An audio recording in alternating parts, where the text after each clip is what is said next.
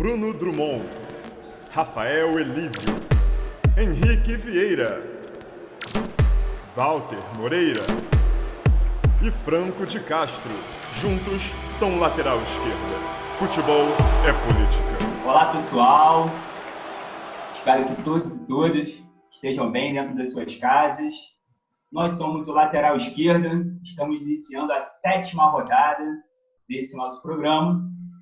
E no episódio de hoje, vamos debater as derrotas pedagógicas e os troféus simbólicos. De um lado, a gente vai debater aquelas derrotas que educam, que ensinam, que ao invés de distanciar a nossa relação com os clubes, na verdade, elas aproximam, elas fortalecem essa nossa relação identitária com os clubes. E de um outro lado, falaremos também sobre aqueles troféus que estão para além do campo, dentro de um contexto aí de 2020. Que troféus são esses que nossos clubes conquistaram ao longo desse período? Então, para iniciar, queria ouvir vocês, quais são as derrotas pedagógicas que vocês carregam, as derrotas que mais educaram? E aí, quem começa? Ordem de inscrição ou vamos no modo aleatório? 2014. Absurdo. Boa. 2014. Fala sobre isso aí, Walter. 2014. Tá acostumado com derrota. Vai. Pode seguir em frente, Val. Falou terceira divisão. Mas... 2014. Mas não! Meses antes. Final do Carioca. Márcio Araújo, aproximadamente 8,53 metros adiantado. Absurdo. Verdade. Derrota pedra que ensina o quê? Que o mundo não é justo. Ensina o quê? Que a vida é injusta.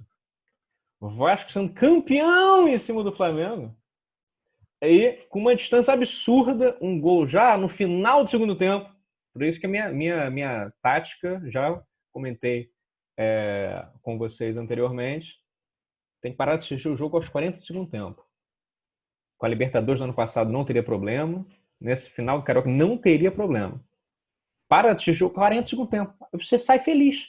Sai como? Tranquilo. Mas não, você continua assistindo, fica o quê? Não esqueça, Walter, não esqueça de 2018. Se você tivesse parado de assistir aos 40 do segundo tempo, você seria campeão carioca. Mas não, Carioca não ligo não. Isso é importante para times que não tem muita expressão. Como Acabou de falar da derrota para o Flamengo do Carioca. Sem vergonha. Sem vergonha. Vasco e Flamengo é um outro campeonato. Inescrupuloso. É um outro campeonato. E... Pera aí, minha primeira. Tem algumas aí, mas vamos trocando. Flamengo e América do México. Essa realmente...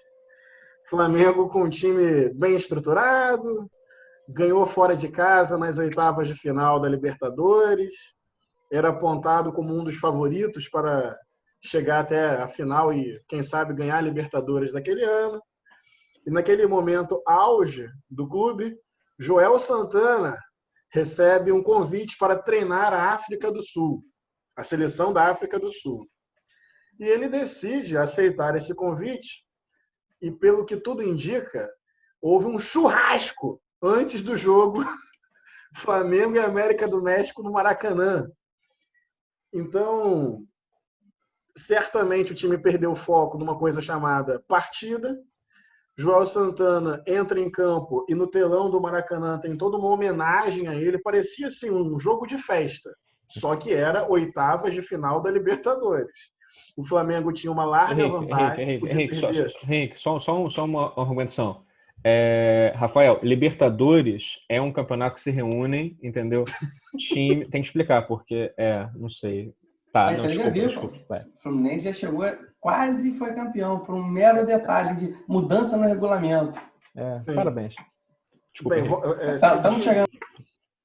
O Flamengo podia perder por 2 gols de diferença. Ficou um clima festivo, bem tosco. O Flamengo certamente entrou em campo absolutamente desconcentrado, talvez de ressaca alguns jogadores. E Cabanhas fez 3 gols no Flamengo. E por que eu chamo de derrota pedagógica? Porque faltou seriedade, porque faltou profissionalismo, porque faltou respeitar o time adversário, porque faltou dar tempo ao tempo, ou seja, o certo era entrar em campo, garantir a classificação e depois, quem sabe, fazer uma homenagem ao treinador. Tipo uma mudança simples. Ao invés de homenagear antes de um jogo classificatório, a brilhante ideia de homenagear depois, quando o jogo acabar, quem sabe, daí para uma churrascaria, celebrar, se despedir do treinador. Mas ali eu vi toda a falta de profissionalismo, falta de seriedade, e fica, por isso que eu chamo de derrota pedagógica, né? E eu lembro de que no dia seguinte eu decidi sair com a camisa do Flamengo, porque, eu vou ser muito sincero, eu fiquei triste. Eu chorei naquela noite de raiva de tudo que estava acontecendo. Daí eu fiz a crítica ali ao que aconteceu, mas no dia seguinte botei minha camisa em amor ao clube. Mas, assim, orgulho de ser Flamengo, independente daquela derrota idiota. Mas, não sei se vocês lembram disso, foi idiota aquela situação, porque não foi só um jogo que o Flamengo perdeu de 3-0 no campo. O Flamengo realmente fez uma festa antes de entrar em campo para se despedir de um treinador, e isso é absolutamente não profissional. Henrique. Não, Henrique, rapidinho. Fazer um comentário?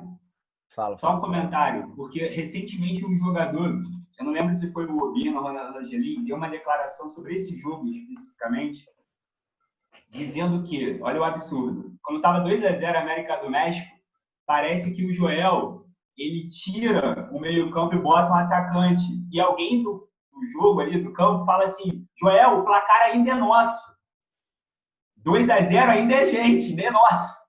Olha a falta de conexão com o que está acontecendo no jogo, no regulamento do campeonato, sabe? O Flamengo gol de 4-2, né? Então, 2-0 ainda era do Flamengo nessa época.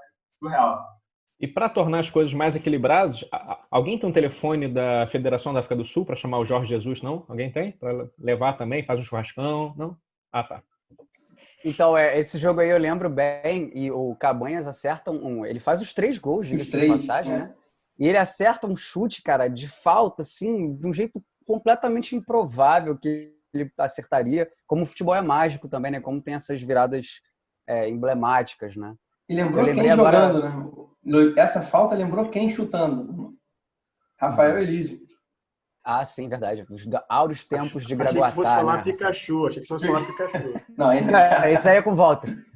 Mas eu lembrei dessa fala a partir da fala do Henrique, eu lembrei de uma derrota do Botafogo em 2007, quando o Botafogo teve o Carrossel Alvinegro, né? Comandado pelo Cuca, um timaço, assim. Não era um time robusto, com grandes nomes, mas era um time que jogava muito bem, encantava, né?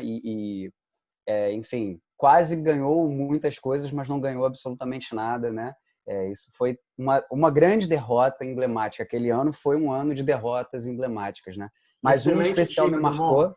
Excelente muito time, bom. Quero só reforçar isso. Era o que? Era Zé Roberto, Lúcio Flávio, Jorge Henrique. Era Júlio Chester no gol, Joilson na lateral direita, na zaga era Alex Bruno e Juninho, na lateral esquerda era Luciano Almeida, no meio campo era Túlio Guerreiro, caraca, eu não sei se era o Leandro, que era o segundo volante, acredito que sim. Ninguém vai saber, fala qualquer um. O segundo volante também não lembro, não. Não, claro que vai, a gente tá na internet, pô, é só dar um Google. Mas enfim, tinha o Zé Roberto, tinha o Jorge Henrique, tinha o Dodô, tinha o André Lima na reserva, Lúcio Flávio, né? Enfim, era um bom time. E aí a gente caiu naquele ano justamente nas semifinais, assim, da Copa do Brasil. O Figueirense, não foi? No Figueirense, num jogo muito suspeito no Maracanã, eu tava lá, com a bandeirinha Ana Paula, esqueci o sobrenome dela, mas enfim, ela anula 2, 3 gols do Botafogo legais. Ana Paula Mas eu não queria falar... Eu não queria falar dessa derrota pro Atlético Mineiro, eu queria falar de outra, que eu não sei se vocês vão lembrar. Mas esse ano o Botafogo chega nas fases finais da Sul-Americana e vai enfrentar o River Plate, no Monumental de Nunes, tendo ganhado o primeiro jogo por 1-0 aqui e ganhando o segundo jogo de 2-1 até os minutos finais do segundo tempo. E aí o time relaxa. Olha a minha teoria aí. Gols. Olha a minha teoria, Drummond. Para exatamente, Walter. Cara. Tá tudo dando certo até 40? Para. Foi mais ou menos isso. Foi mais ou menos isso, porque eu lembro que nesse dia eu ia ter um ensaio com uma banda antiga que eu tocava, né? E aí enfim, entrei no carro, tava ouvindo o jogo na Rádio Globo, né? E aí eu falei, bom, posso desligar, tá tranquilo, a vaga é nossa e tudo mais. Quando eu saí do ensaio, Botafogo desclassificado e tal, não tinha smartphone, né? Só vi quando cheguei em casa. Eu não entendi nada, assim, porque eu desliguei exatamente nos minutos finais do jogo, tava 2-1 Botafogo. Mas porque foi uma derrota pedagógica, né? Emblemática no sentido do ensino. É por isso, assim, o jogo só acaba quando termina, uma redundância proposital, né? E o Botafogo relaxou, perdeu o gol, sentou no resultado, botou o resultado embaixo do braço, moral da história, né? River Plate vira o jogo, 4-2 nos minutos finais, e o Botafogo é desclassificado. Então, acho que essa derrota foi tão sofrida, entre muitas derrotas que o Botafogo teve na sua história, mas tão sofrida quanto essa que o Henrique citou, quanto essa também que Volta citou de 2014, né, que acho que a gente pode falar um pouquinho mais, e do próprio Vasco na final do Carioca para o Flamengo. E para mim foi muito marcante nesse sentido. O Fluminense tem a derrota que é bem no estilo que o Henrique trouxe, que é de celebrar um pouquinho antes da hora. Que em 95, o papai me levou pro jogo, no Fluminense e Santos, semifinal do Campeonato Brasileiro. O Fluminense atropela o Santos, 4-1, e assim, não foi só o resultado, foi assim, acabou, né? Então a gente tinha aquele time capitaneado pelo Renato Gaúcho, e eu não tenho prova, mas tenho convicção, eu e a mídia esportiva e diversos comentaristas esportivos, que houve uma confraternização pesada, já cantando a vitória e a ida à final contra a época, não se sabia se, mas contra o Botafogo ou o Cruzeiro. E eis que em São Paulo, a gente toma ali uma varada de 5-2. E aí, tomamos a virada inesperada, né? E aí foi aquilo, né? O aprendizado de não cantar a vitória antes da hora, e também de acontecer a mesma coisa, né? O Fluminense não, a torcida e a mídia também participa disso, buscar um culpado. Então o culpado foi o zagueiro ali. O zagueiro ali foi o culpado, o zagueiro sempre de buscar eu sempre tenho que culpar ele, nem de quem que parte isso. Mas acabou que eu mesmo reproduzia isso à época. O zagueiro ali tem que sair do Fluminense. E acho que na época nem tinha capacidade de entender taticamente o futebol a nível de para poder falar isso. Esse cara jogou mal, ele errou em tal jogada, fez isso, fez aquilo, enfim. Entra nessa do que o Henrique falou, de celebrar muito antes de acabar o futebol punindo, como diria o Muricy. Rafa, lembro bem desse Santos aí do Giovani, do cabeça, Marcílio, Camanducaia, Narciso, esse Santos que perde pro Botafogo na final de 2005. Fazendo a mesma coisa, né? Diga-se de passagem, tendo esse sentimento de oba-oba que talvez o Fluminense tenha tido depois do primeiro jogo da semifinal contra o Botafogo. E um dado interessante, né? Aí vamos voltar à culpabilização do sujeito, porque onde há Renato Gaúcho, há suspeita. E eu posso provar, se nós voltarmos a 92, naquele fatídico título perdido para o Flamengo, Renato Gaúcho se envolve num churrasco com os jogadores do Flamengo, jogando pelo Botafogo, no dia seguinte da derrota do Botafogo para o Flamengo por 3-0 no primeiro jogo. Ou seja, né, onde há faísca, há fogo. Acho que é isso, né? É um processo de criminalização dos churrascos, é um processo aí de... Tem que acabar o churrasco. Fim do churrasco, que é isso? Por exemplo. Exatamente. Henrique falou sobre isso, eu falei sobre isso, Rafael Elísio falou sobre isso, então churrasco. Derrota pedagógica. 2006. 2006, estava no Maracanã lá, Vasco e Botafogo. Só que, no churrasco, na confraternização, diferente. Romário não treinou naquela semana, porque ele estava onde? Acabou folia. Normal, acabou. Ele já com seus 38 anos, acabou para treinar, não precisa. Chega para jogar, faz 3 gols. O Vasco perde por 5-3. Até o Felipe Adão faz o 5º gol. Mas saída dele, cara com 38 anos, meteu 3 gols posicionamento, finalização do cara, porra, aprendi assim. Ele não precisa O treinar. cara Com tinha os 38 atalhos, anos, né? porra. O cara tinha os atalhos mesmo, impressionante. O cara era sinistro, o cara era muito bom. Se vocês me permitem, eu gostaria de falar sobre uma derrota pedagógica. Não é Com porque certeza, presidente. 3 Libertadores, 3 Mundiais, que eu também não carrego na minha história uma derrota pedagógica com o meu querido Boca. Ok? Lembrando que do início dos anos 2000 para cá, foram 4 Libertadores ganhos. Em 2003, a gente ganha do Milan, nos pênaltis, na final do Mundial. Em 2007, tem uma revanche aí. O Boca perde para o Milan do Kaká, por 4-2. Kaká arrebenta nesse jogo. Mas ali ficou uma derrota pelo seguinte. Se você pegar a escalação do Boca e se você pegar a escalação do Milan, não é uma disputa meramente, já naquela época, entre um clube sul-americano e um clube europeu. Era uma disputa de um clube sul-americano contra o resto do mundo. Era o Milan do Seedorf, era o Milan do Kaká, eleito o melhor jogador do mundo, certo? Era um Milan repleto de craques que jogavam todos eles em suas respectivas seleções. E aí me fez ver o quanto que era desleal. Sim, quanto que é desleal essa disputa, sabe? Qual é o verdadeiro título que um clube sul-americano deve celebrar, sabe? Porque eu passei a encarar a Libertadores como o título. A Libertadores é o título, sabe? O Mundial é uma cereja do bolo, bacana demais se ganhar, legal, a gente pode comemorar, né, e guardar isso na nossa história. Mas acho que o grande título simbólico é aquilo que tem um nível de equidade, de justiça que é possível, sabe? E é a Libertadores, cara. Vou trazer polêmica então, Franco. Eu acho que a Libertadores tem sido, né, agora elevada a esse patamar. Porque há alguns anos atrás não era. Você viu o Botafogo campeão de 95, quando joga em 96, não lota os estádios. O Fluminense, quando joga, também não lotava os estádios. É uma coisa que os times do Rio, principalmente, começam... Os times, acho que Grêmio e Inter, valorizavam mais antes. Mas depois... Ele levanta a bola! É impressionante! Você joga vôlei, Rafael? Você joga vôlei? Não. Levanta a bola? Que isso? Não lota o estádio? Fica... Rafael! Pelo amor de Deus, Rafael! Agora você vai culpar a Libertadores porque a torcida do Fluminense... Não, tô falando. Não era valorizado. Os times do Rio valorizavam mais.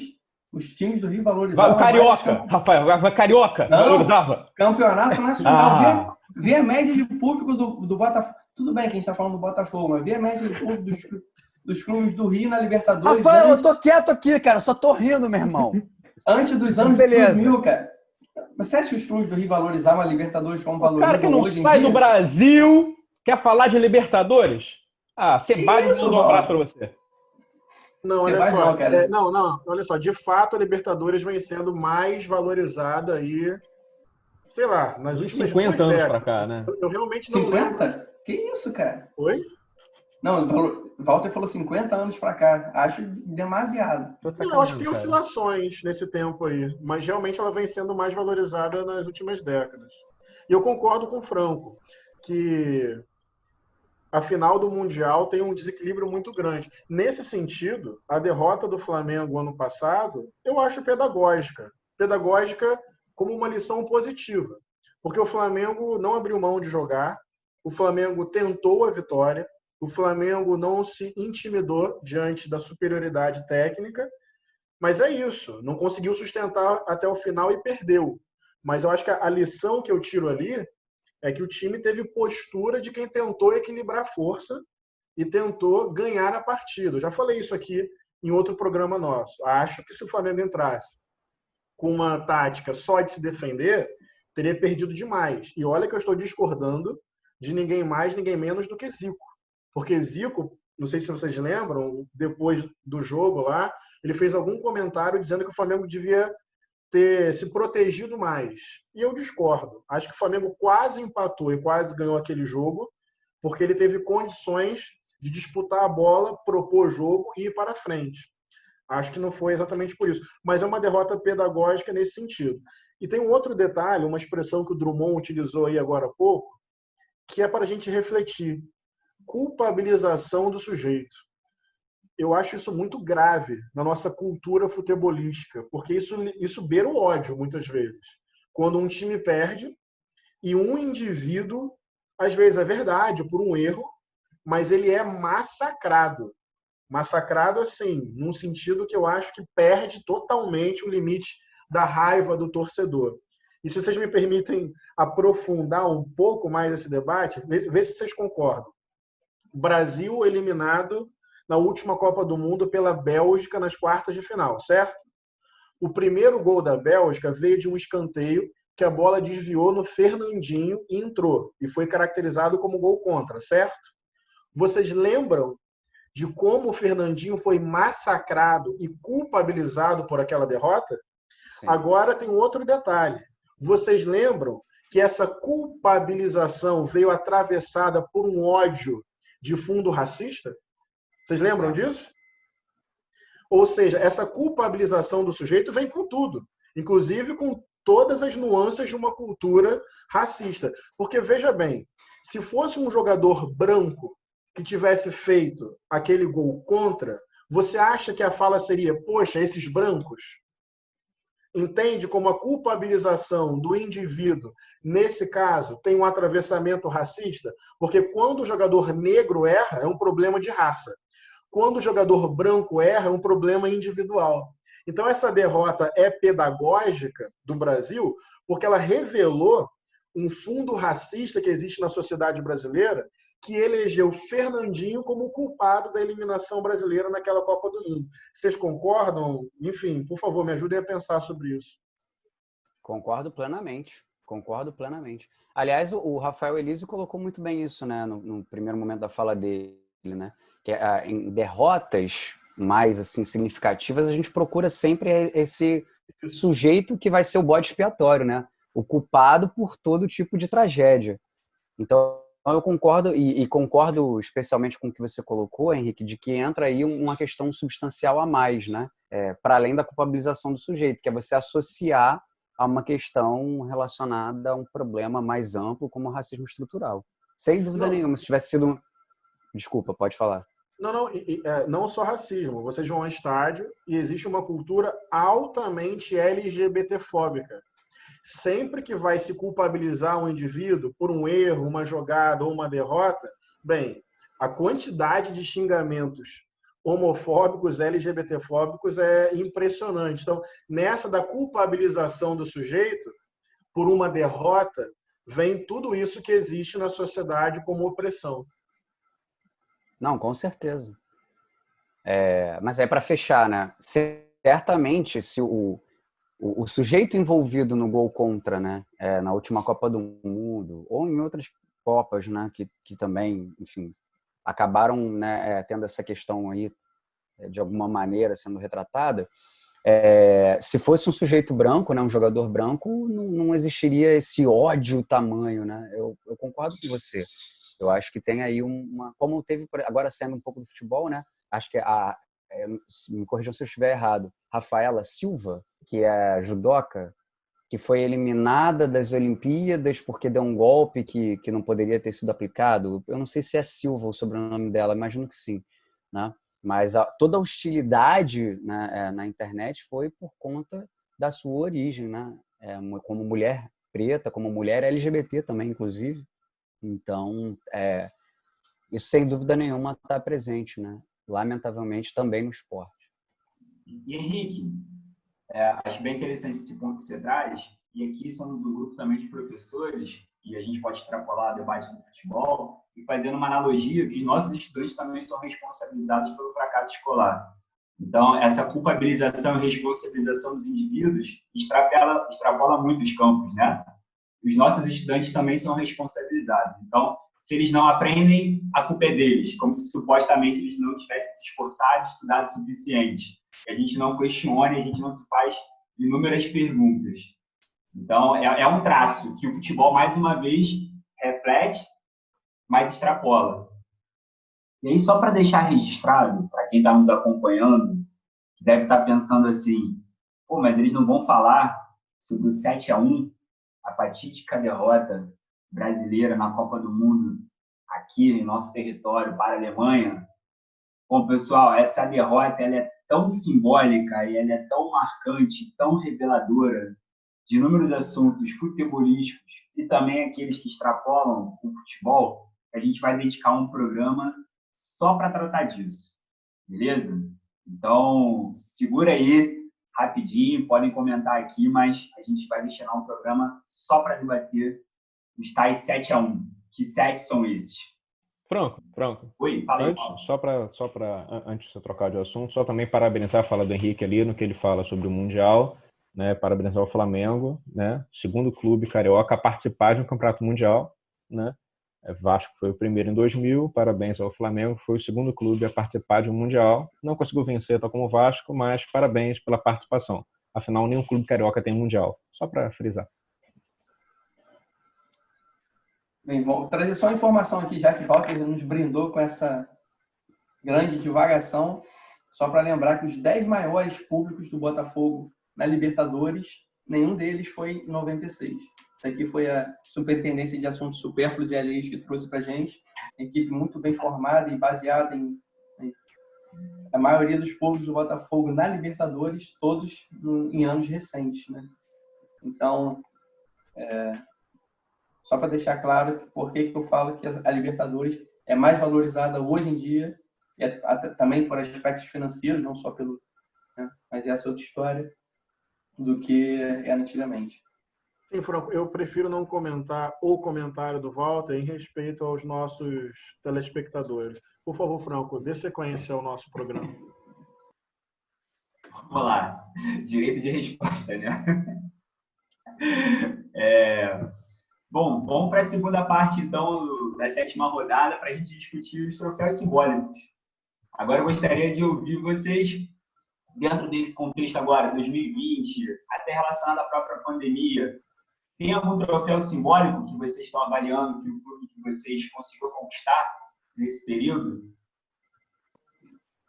O Botafogo tem vários, né? O Botafogo, assim, é o campeão, é o escudo mais bonito do mundo, em eleição feita no site botafogo.net. E o Botafogo também tem um grande título de ter cedido mais jogadores à seleção. Isso são coisas que devem ser lembradas, porque senão caem no esquecimento, né, dos velhos torcedores botafoguenses. Isso a gente não pode deixar passar. Não, mas é engraçado que apesar do deboche, eu me orgulho muito de ter só uma estrela como escudo, que nenhum outro clube no mundo tem.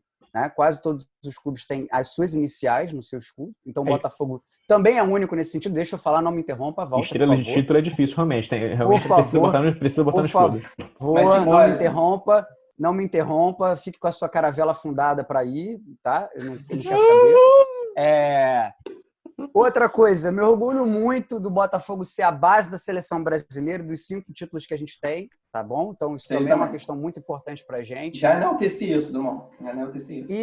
E temos, sim, títulos que são significativos mais recentemente, como que eu citei ainda agora. E, inclusive, esse título aqui, essa camisa se refere ao título de 2010 e eu digo por que esse título é emblemático ou é um troféu que deve ser muito valorizado. Depois de 3 anos consecutivos, perdendo o Campeonato Carioca para um grande rival histórico como o Flamengo, ganhando os títulos de 2007, 2008 e 2009, o Botafogo quebra, né, a sequência de títulos do Flamengo em 2010, com a cavadinha do Louco Abreu, com uma defesa deste, que é um dos maiores goleiros da história do futebol brasileiro, Jefferson, um ídolo que veste a camisa do Botafogo por 12 anos, pegando um pênalti do Adriano, né, que não é pouca coisa, o Didico, glorioso Didico, né? E na época o Flamengo tinha o Império do Amor, um ataque significativo com Wagner Love e Adriano, Petkovic, né? O Flamengo ganha o título brasileiro, inclusive, do ano anterior, de 2009, né? E o Botafogo vem quebrar essa sequência que poderia, inclusive, acabar com mais um, né, título emblemático do Botafogo, né? Que vocês vão menosprezar, claro, porque vocês não têm, né? Que é o único time do Rio que tem 4 títulos cariocas consecutivos. O Flamengo poderia ser esse time, mas não foi graças a Louco Abreu e Jefferson. Mas Então, você tá Rafael, equivocado. o seu deboche, Rafael, Não é deixa eu deboche, terminar. cara. Agora eu tô nervoso, meu irmão. Moro, você, nem o senhor Walter, tem o direito de chacotar em cima dessa história gloriosa da Estrela Solitária, ok? Respeitem. Se vocês não têm essas condições históricas, humildemente respeitem a história do glorioso. Ganha uma Libertadores, depois Só fala isso com a que eu tenho gente. pra dizer. Não, é só uma correção também, porque aqui tem compromisso com a verdade, com a história do futebol fluminense, né? Englobando, e carioca. O Botafogo não é o único tetracampeão, Drummond. O Fluminense foi tetracampeão também, seguido, né? 4 títulos seguidos, 6, 7, 8 e 9.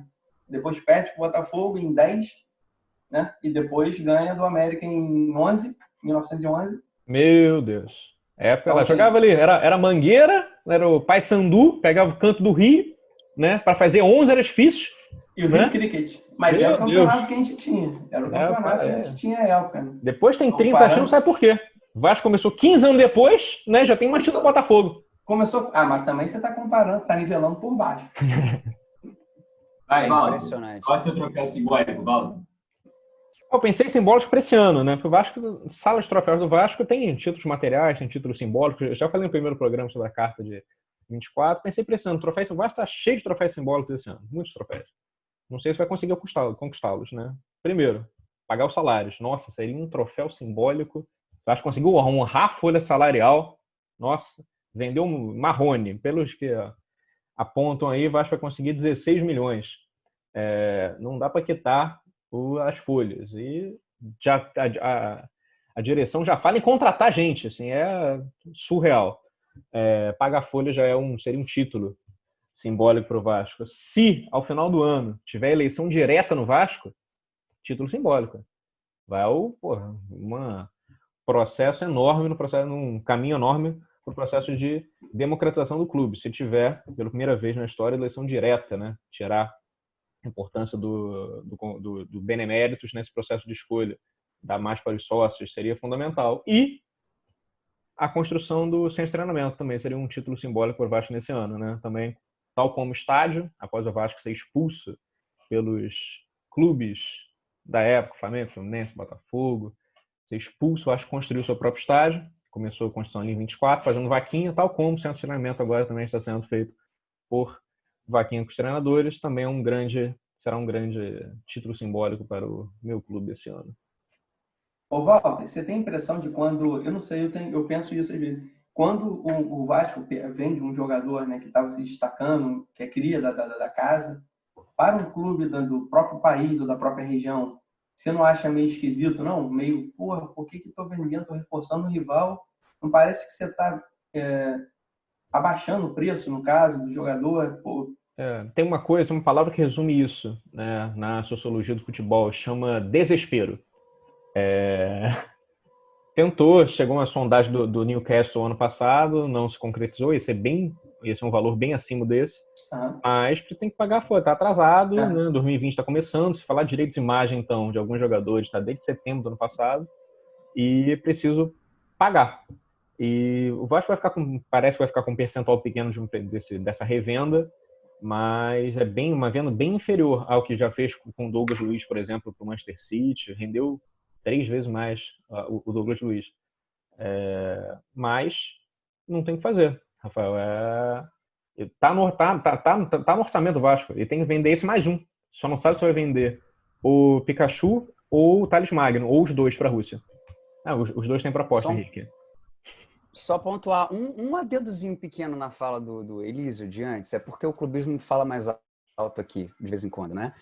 O título de 1907, Elísio, você sabe muito bem que é polêmico, e eu digo isso com propriedade, porque ele foi dividido entre o Botafogo e o Fluminense, mas porque o Fluminense se recusou a jogar, né, para decidir o título. Então, assim, vamos com calma, que esse tetracampeonato seu aí pode ser muito bem questionado, como o campeonato de 87, Walter. Alguém falou em recusar jogar? Pois é. Então, fica aí para você, telespectador botafoguense, alvinegro, clubista como eu, Eu não vou deixar essa injustiça ser cometida contra a gente e sairmos, né, como se tivéssemos aí um outro rival com 4 títulos, né? Vamos falar sobre 1907. Um dia teremos esse tema no Bom, programa. vai ser interessante mesmo. Pra gente desmontar esses mitos criados pelo Drummond, que o Botafogo foi tetracampeão, o único tetracampeão do futebol fluminense. Mas terá seu momento apropriado. Ó. Continuamos com o título. Oh, perdão, Vossa Excelência. Obrigado. Henrique, o seu silêncio dialoga com a fase da diretoria do Flamengo, que vem cometendo inúmeros absurdos. É Sim, por é o isso que vai silêncio pensar no título simbólico? Sim, atualmente, Flamengo, nenhum título simbólico, só título dentro de campo mesmo. O que essa diretoria vem fazendo em termos de irresponsabilidade, insensibilidade, injustiça, desde o tratamento às famílias dos meninos do Ninho, a relação que o clube, a diretoria estabelece com esse governo, que para mim é um governo que escapa a qualquer senso ético, agora a irresponsabilidade com caráter criminoso de querer antecipar a volta ao futebol, do futebol no meio de uma pandemia. Então, em termos de diretoria, só derrota, só lamento, só constrangimento. Agora, pensando mais amplamente na história do clube, eu acho o título carioca de 2001 contra o Vasco muito simbólico. Aquele gol do Pet aos 43 do segundo tempo. Ali tem toda a mística do futebol. Se porque... para de assistir aos 40... Ah lá, olha a minha teoria lá. A vida seria muito mais feliz, cara. Não, porque o time do Vasco era favorito. O time do Vasco podia perder por um gol de diferença. O Flamengo até faz 1-0, o Vasco empata. Mas ver ali aquele jogo de não desistir, de buscar o resultado, a torcida do Flamengo não abrindo mão de acreditar. O segundo gol é pouco lembrado, mas é belíssimo, uma jogada genial do Pet pela ponta esquerda, que ele vê Edilson entrando ali na área e coloca a bola como se fosse com a mão na cabeça do Edilson, um gol belíssimo, e aquela falta que entra para a história, porque a bola entra no único lugar possível. O goleiro do Vasco, qual era o nome, Walter? Elton. E a falta cometida foi o Fabiano Heller que fez aquela falta. Sim, mas Elton, na minha opinião, grande goleiro, ele se esticou o máximo que podia. Ali não vejo incompetência dele. Ali é porque o Pet acertou. Tinha que ter jogado a luva. Oi? Tinha que ter jogado a luva. Foi belíssimo. Então, esse título simbólico, eu acho que tem esse símbolo da mística, da magia, da grandiosidade de um jogo Flamengo e Vasco, que tudo pode acontecer até o final, da competência de um jogador ali que bota a bola onde só ali a bola podia entrar e de não desistir, mesmo diante de uma situação muito adversa.